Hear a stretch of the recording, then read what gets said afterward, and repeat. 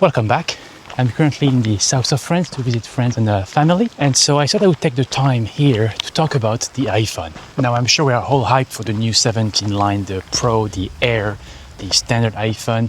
I actually ordered on pre-order day the iPhone 17 Pro, which I'm really excited about. It should be actually arriving today in Canada, but I'll have to wait until I'm back in Canada to play with it. So in the meantime, I won't talk about another iPhone, not the 13 Pro I am upgrading from, but the iPhone I got just before, the iPhone 10.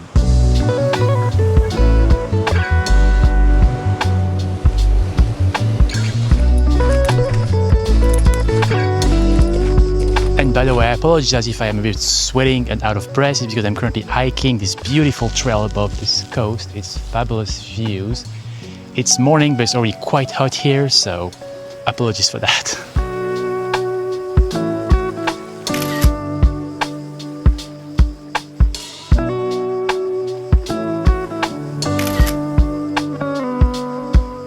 So about the iPhone 10, which by the way is called iPhone 10, I just want to make that sure. I remember for many years saying it's the iPhone X. No, it's not.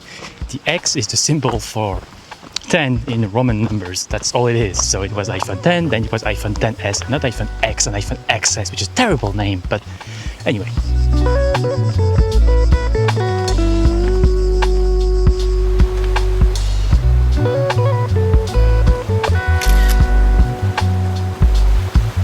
Now you have seen my videos about the iPhone 4S and then I did one about the iPhone 5S. So technically the next one should have been about the iPhone 6, because I did got the 6. But honestly, my iPhone 6, I still have it. It's in terrible shape. I mean, fully charged, it only lasts for about 2 hours. So I thought I would skip it and just concentrate on this one, which is the next one I got in 2017, the iPhone 10.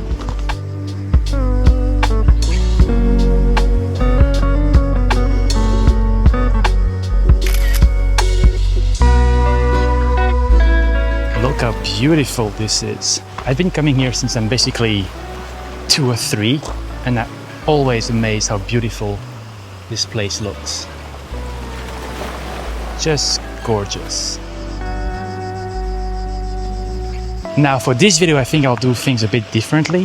For the last 2 videos, I used my standard cameras to shoot the video. But since the iPhone 10 had the ability to shoot 4K, and this was my first phone to be able to shoot 4K, I thought maybe I should shoot a bigger portion of that video with the iPhone 10. And then I thought maybe I should shoot the entire thing on the iPhone 10. So that's what I'm going to do. And of course I still have the action cam when I'm shooting the phone itself, but I think it would be a good example to see if indeed the iPhone 10 can still be a good camera.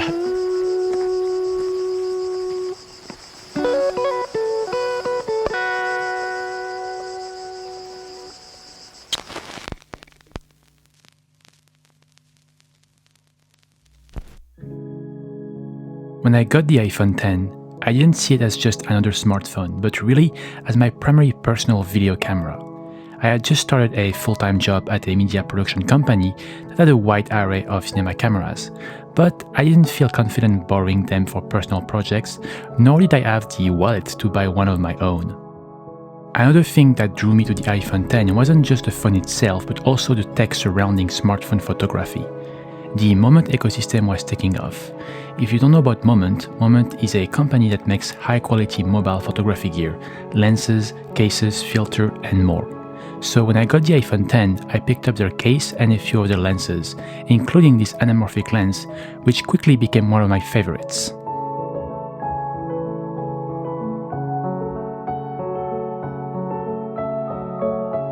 I actually shot my first Canadian travel video with it in the autumn of 2018, a road trip between Vancouver and Banff.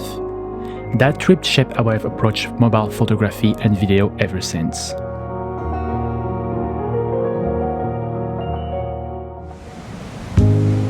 One more night with the dead.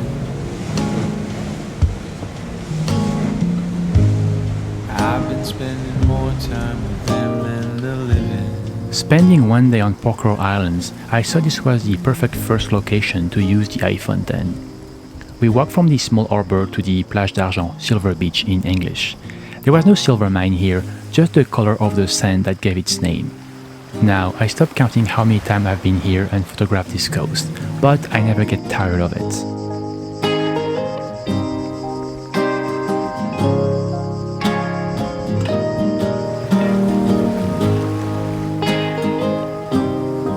This photograph was the first of the day I felt happy with. I love how the iPhone was able to capture the texture on the bark and also the slight depth of field it produced. By the way, all of the images shot in the south of France were edited with a personal emulation of Kodak Gold 200, as I was also shooting with this film stock during the trip.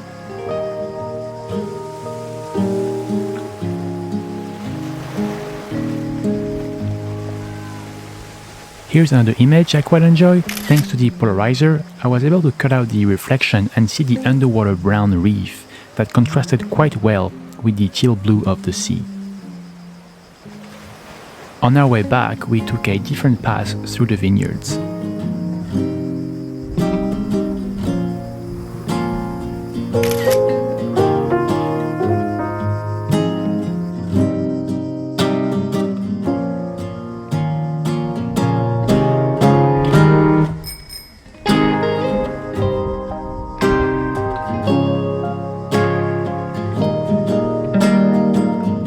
This is my favorite photo taken in the village. The 50mm lens allowed me to frame that orange house nicely between the neighboring buildings and the trees, and I just love the bold colors.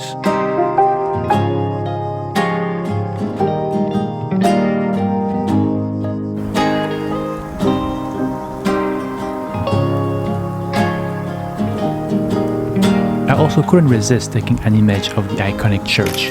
Whenever I'm on the island, I take this shot. Sometimes I change the angle slightly, but I always have at least one.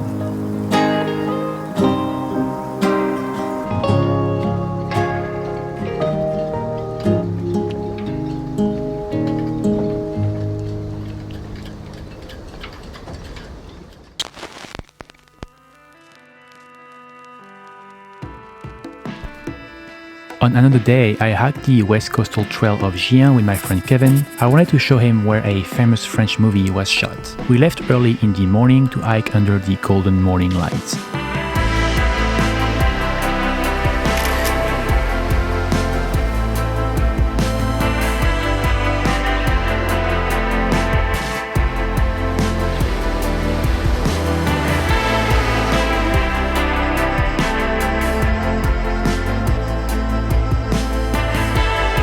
This was the sought-after location, easily missed if you're not paying attention. A staircase carved into the cliff that leads to a tiny building, probably used as a dock by the French Navy a few centuries ago. The iPhone X was my first iPhone to feature what Apple called a telephoto lens. But at 52mm equivalent, it was in reality more of a standard lens with an aperture of f2.4. The main camera was a 28mm equivalent with an aperture of f1.8. These are the two lenses I use the most when shooting film, whether using the Nikon or the Minolta, because they complement each other so well. I love the creative freedom of having these two lenses constantly with me in a device that fits in my pockets.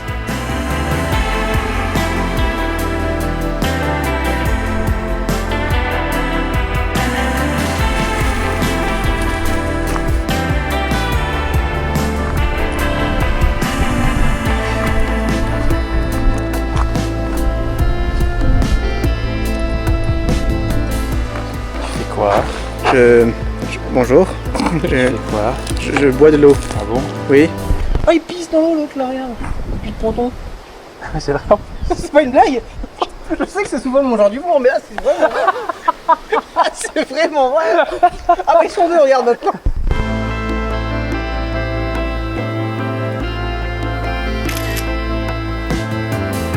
One of the things I appreciate about the early iPhones like the iPhone 4S or 5S was how natural images felt. No aggressive HDR, no over-smoothing, and if I recall properly, computational photography became quite aggressive with the iPhone 7. And so when I got my iPhone X, I remember feeling a little bit disappointed at how shooting with ETH could look over-processed. With the iPhone 6s, Apple had introduced the ability for developers to tap directly into the raw data from the camera sensors. This meant we could finally bypass Apple's processing and shoot raw DNG files. Much better for editing.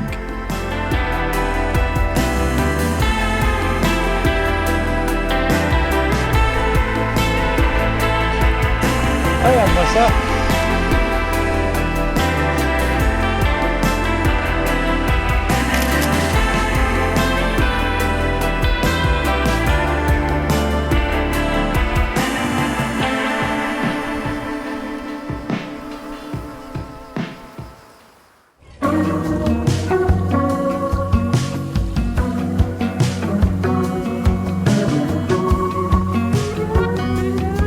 I spent a few more days around Gien, sometimes in the morning, sometimes in the evening, taking photos of this familiar place with the iPhone 10.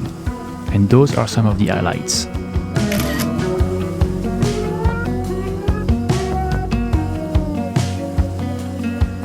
Before you, there was no sun. When I fired up my iPhone 10 last year, I was delighted to see that some apps still receive updates. One of them was Halide. For those of you that don't know Halide, it's one of the best photo apps available on the App Store. It gives users full manual control over their phone cameras, and it enables RAW DNG shooting on every iPhone, not just the Pro models. But my favorite features on this app was released sometime last year. It's called Process Zero. Process Zero is Halide's new RAW pipeline that produces a clean DNG, untouched, without HDR or heavy noise reduction. So you can edit it later with full control or make a quick natural adjustment right in the app. And so the result E versions keeps the sensor organic noise, giving it a subtle grain-like texture that feels closer to film than the typical iPhone processing. All yours, baby. Now I'm yours. Count on you. All yours, baby.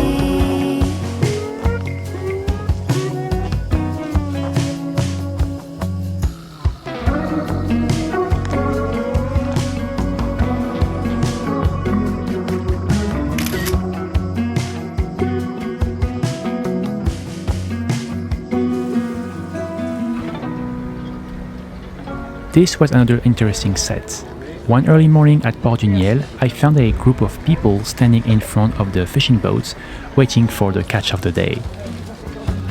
Before this little life began, I never dreamed of love like ours.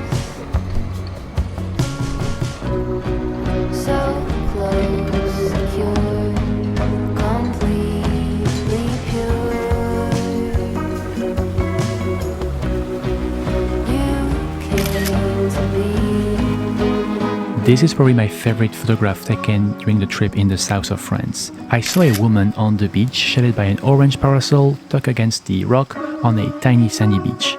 And I think it works so well between the framing, the bold colors, and the shimmering sun reflections on the water. I really like this shot to a point where I'm thinking of even printing it. Like I mentioned earlier, most of this video was shot using the iPhone 10, either with the default camera app or a third-party app like the Moment Pro camera app or P3. Combined with a PolarPro VND Mist filter, it allowed me to keep a slower shutter speed, not quite double, but close. It also softened the highlights, color reflection, and brought back a subtle bloom, especially in direct sunlight. I also used the Moment Anamorphic Lens for that wide aspect ratio and beautiful lens flare. When it comes to video, the iPhone 10 doesn't have Apple Log, nor ProRes RAW, OpenGate, or even ProRAW, but it has something else: simplicity and character. And also a design that, even in 2025, still feels like one of Apple's best.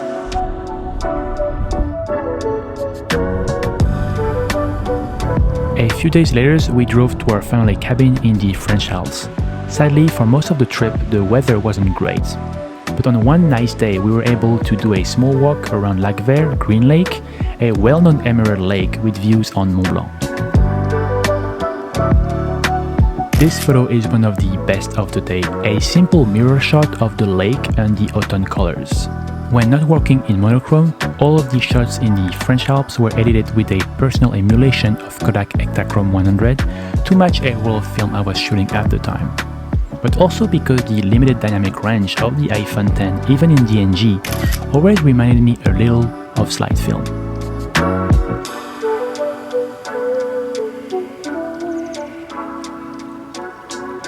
This is the second image from the set I really liked. Despite the stronger shadows, I think it works really well. There is even a slight natural halation-like effect from the orange fringing in the trees on the left. By today's standards, the iPhone X is outdated for video. But for photography, it's another story, especially when shooting RAW and using Halide's Process 0.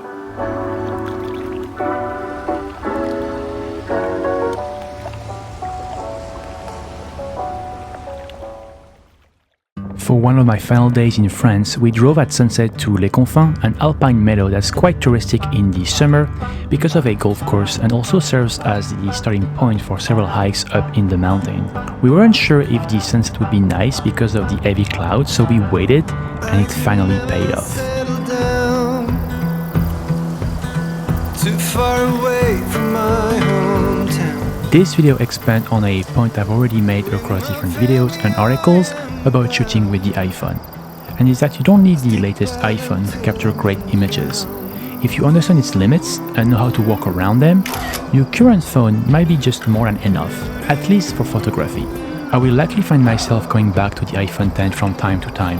First of all, because every single time I take it out of the drawer, I am still amazed at how beautiful it looks. But also to remind me that it's not just about what's new, it's about what still works.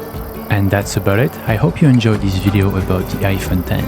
And if you did, please consider liking and subscribing so I can do more of this video in the future. Also, let me know in the comments below what old iPhone or smartphone you think produce the most natural photos. Bye for now.